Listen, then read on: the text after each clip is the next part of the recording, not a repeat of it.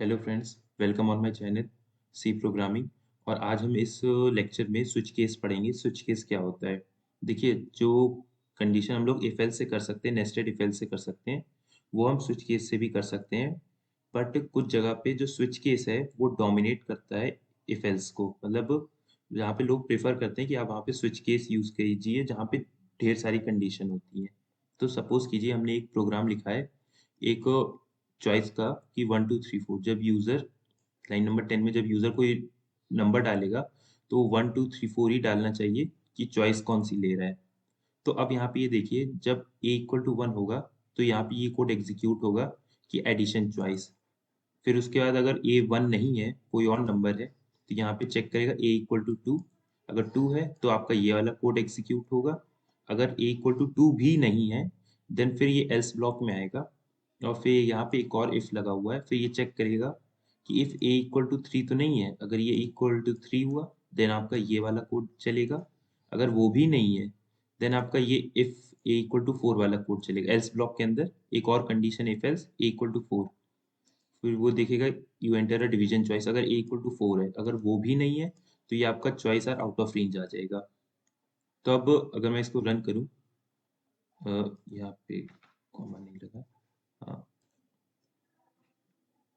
ठीक है। अगर मैं 3 रखता हूँ तो ये लिख के आ रहा है you enter a multiplication choice.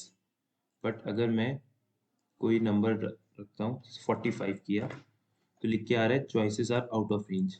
अब देखिए, ये एक था आसान तरीका। बट आप ये देखिए कि अगर सपोज कीजिए यहाँ पे अगर 15 चॉइसेस हो गई, तो कितना nested if else if else if else लिखना पड़ेगा। तो इसका एक शॉर्ट तरीका होता है, वहाँ पे रोल आता है स्विच केस का। स्विच केस में आपका सिंटेक्स जनरली ये होता है।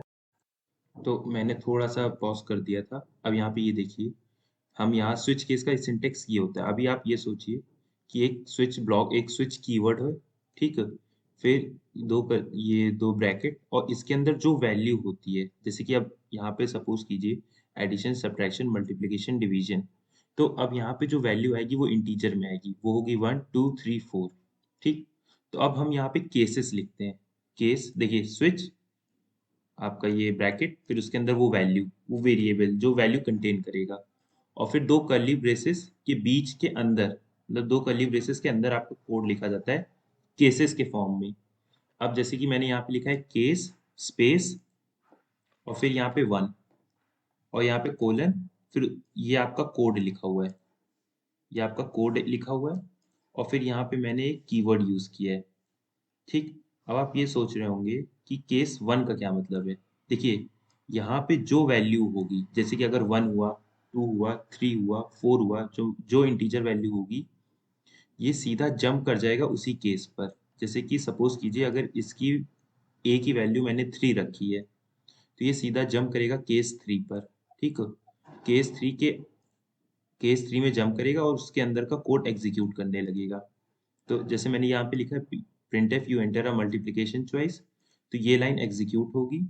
और फिर यहाँ पे ब्रेक कीवर्ड लगाना जरूरी है। अगर आप ब्रेक कीवर्ड नहीं लगाएंगे, तो ये कोड, ये केस नंबर 3 एग्जीक्यूट करने के बाद आपका ऑटोमेटिकली केस 4 एग्जीक्यूट कर देगा, और फिर डिफॉल्ट एग्जीक्यूट कर देगा। डिफॉल्ट का ये मतलब है कि अगर ए की वैल्यू 1 2 3 4 में से नहीं है, कोई दूसरी है, या कोई नेगेटिव नंबर दे दी, या फिर 4 से बड़ी दे दी, या फिर 0 दे दी, देन उस कंडीशन में आपका डिफ़ॉल्ट वाला कोड एग्जीक्यूट हो जाएगा।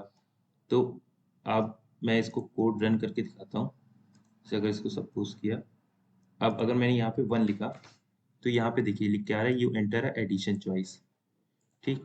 बट अगर मैं यहाँ पे कोई नेगेटिव नंबर दे दूँ, -8, तो लिख के आ रहा है you enter a wrong choice. You enter a wrong choice, आपका ये डिफ़ॉल्ट सेक्शन। अब देखिए यहाँ पे मैंने इसके आगे ब्रेक कीवर्ड नहीं लिखा हुआ है। क्यों? क्योंकि कोई फर्क नहीं पड़ता। क्योंकि अगर यहाँ पे ब्रेक कीवर्ड भी नहीं लगेंगे, तो क्योंकि इसके आगे मैंने कोड लिखा नहीं है, तो इसके आगे ऑटोमेटिकली एंड हो जाएगा। बट अगर मैं केस 1, जैसे कि सपोज कीजिए केस 1 है, अब मैं इसको हटा दूं अभी के लिए, कमेंट कर दिया, ठीक है। अब मैं 1 करूंगा तो आपका केस 1 तो एग्जीक्यूट होगा, उसी के साथ केस 2 भी एग्जीक्यूट हो जाएगा। Control save. अब यहाँ पे अगर मैं 1 करूँ, एंटर करूँ, अब आप यहाँ पे ये देखिए, यू एंटर एडिशन चॉइस, फिर उसी के बाद आपका केस टू एग्जीक्यूट हो गया, you enter a subtraction choice.